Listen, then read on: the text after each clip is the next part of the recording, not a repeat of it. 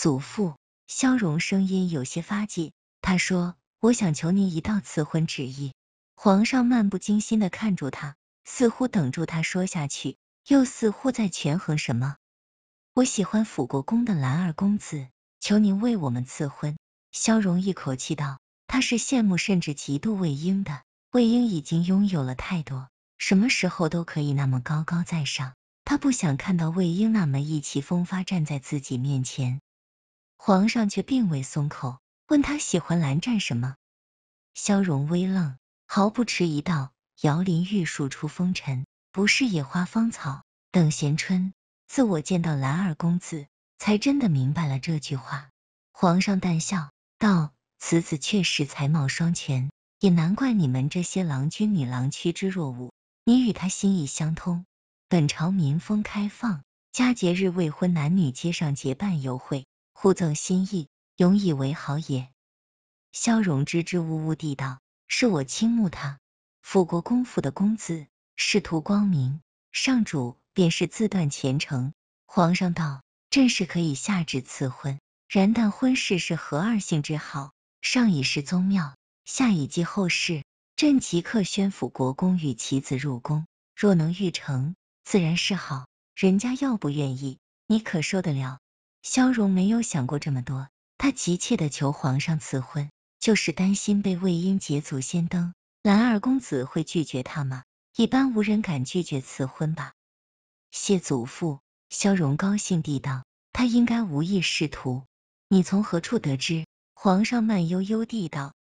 萧荣几乎要魏婴和蓝湛的私情脱口而出，但以皇上平日里对魏婴的宠爱，难以猜到他知晓此事后的态度。我怎么觉得的？他之前不是在青城山上修道，功名利禄，或许没那么在意。他的语气、神情都带住不经世事的天真。皇上看住他，只笑了下，让人传蓝家父子进宫。蓝启仁就在国子监给王子们上课，得了旨意就过来了。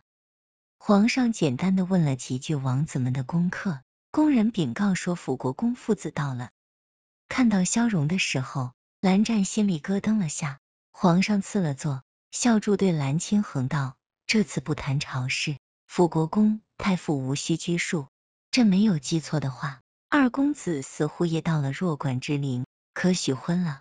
蓝清衡、蓝启仁兄弟二人对视了眼，踌躇住，如何答也不对。蓝湛的婚事已经不是他们能插手的了。回皇上的话，我算是成亲了。皇上饶有兴致道：成亲了就是成亲了，没有就是没有，算是什么意思？你何时成亲了？萧荣却坐不住，不等蓝湛回答，便急赤白脸的质问。皇上看了他一眼，他才不情不愿的坐回位置上。蓝湛对上皇上深不见底的眼神，轻轻垂下眸，恭敬道：此事曲折，说来话长。臣在青城山上遇的良人，竟日月星辰，共见此生。蓝清衡、蓝启仁听他这番话，忍不住在心里磨汗。自古驸马就难做，何况还是皇夫。这个人是魏婴，他们就都能理解了。皇上深深的看了他一眼，你们两情相悦，互定了终生。蓝湛袖子里的手不觉蜷成了拳，沉默住。有还是没有？皇上面目和善，微而不露。蓝湛却身教难以回答，额头冒汗，一番斟酌之后，才道：有。那惠儿她出世，我心悦之，便与他互定终生。皇上没说什么，只和蓝清衡、蓝启仁道：还真是年轻人，这性子倒是让朕意外。蓝清衡、蓝启仁琢磨不出他的态度，只能陪笑。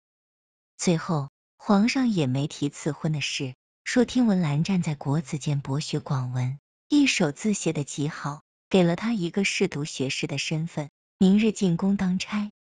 皇上，蓝启仁忙道：仕读学士一直都是从翰林院学子里选入，忘机不曾参加科举，破例提举为官，恐诸臣非议。皇上问蓝湛可能担任此职，臣谢主隆恩。他镇定自若地接了旨意，不管皇上此举是考察还是别的用意，他都不可能拒绝站在魏婴身边的机会。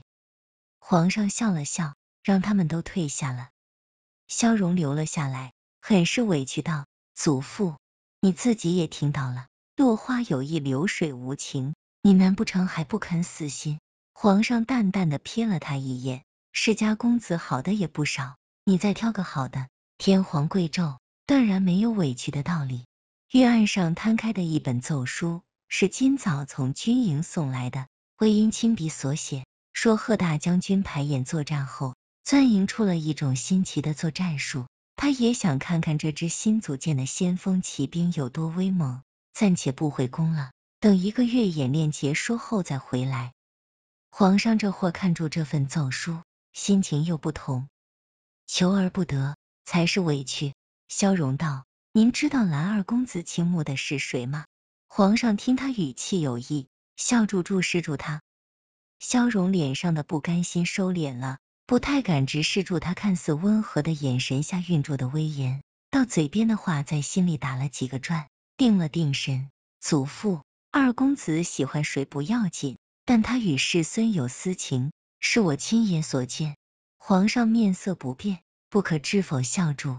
所以你在耿耿于怀什么？你要选的是夫君，是要与你举案齐眉的人。阿英要选的是皇夫，国事上辅佐他，相处时讨他欢喜的，可配正君。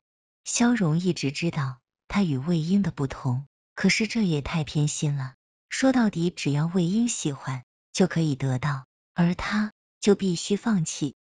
祖父的意思是，蓝二公子会是世孙的皇夫，这不是你该问的。皇上道：没什么事，去给太后、皇后请安。因魏家之事，太后与皇后这对姑侄对皇上心有隔阂，母子夫妻关系冷漠，两宫也不如之前那么有人气味了。景宁宫花木繁荫，爬山虎挂满了宫墙，廊下的一对画眉鸟盘旋住，池子里几只白天鹅在水里追逐水里的鱼儿。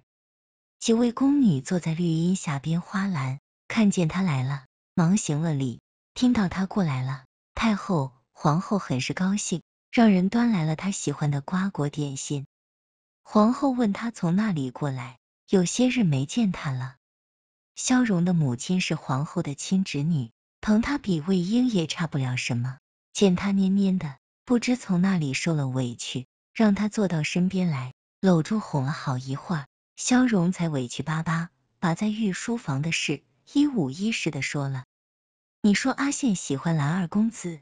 太后不禁诧异，看了眼皇后，皇后摇头，她全然不知情。魏家没落，大房虽然得以保全，却也是江河日下，哪里有从前世家勋贵之手的风光？依住这两人的意思，要萧家一位郎君或是公主下降魏家，魏家便不至于没落下去。这也应该是萧家给魏家的补偿。当年若没有魏家的鼎力支持，坐在皇位的也未必是当今。在今日之前，太后还盼着魏婴能选魏恒为皇夫，就算不是正夫，以魏恒的本事，也能支撑家族门楣。他也几番试探过魏婴，偏偏这孩子就是不松口。接住，皇上一纸调任书，把魏恒放到了地方上，说是历练，却是明升暗降。魏家这一辈有出息的儿郎，也就一个魏恒拿得出手，于仕途上，皇上肯定不会再启用他，他的希望是魏婴。皇后一样想扶持娘家，但与他更亲的是儿子和孙子，他不可能为了魏家而委屈了魏婴。蓝二公子虽好，但其母府国公夫人却是极难相处的，荣儿真进了蓝家的门，日子未必好过。皇后抚住萧荣的脑袋，劝慰道：我们荣儿生来尊贵，自然该寻一个会疼人的夫君，事事以你为先，夫家顺你。你大表哥魏恒与你一起长大，把你许配给他如何？太后冷眼看住自己的侄女儿，姑母，你和我开玩笑吧？萧荣又羞又急道：谁不知道魏恒表哥喜欢世孙，他娶了我是什么意思？何况现在谁愿意粘住魏家？这话萧荣不敢说出来。你们知根知底，魏恒也不敢不疼你。孩子们都还小，婚事也不用这么急。太后打断他的话，慢悠悠的说，倒是阿宪被你们惯坏了，做事随心所欲，改日你好好问问太子，早日把他婚事定下来。皇后苦笑道，阿宪的事除了皇上，谁做得了主？何况太子萧长则是个妻管严，对魏婴也宠到骨子里，哪里会由助他们拿捏魏婴的婚事？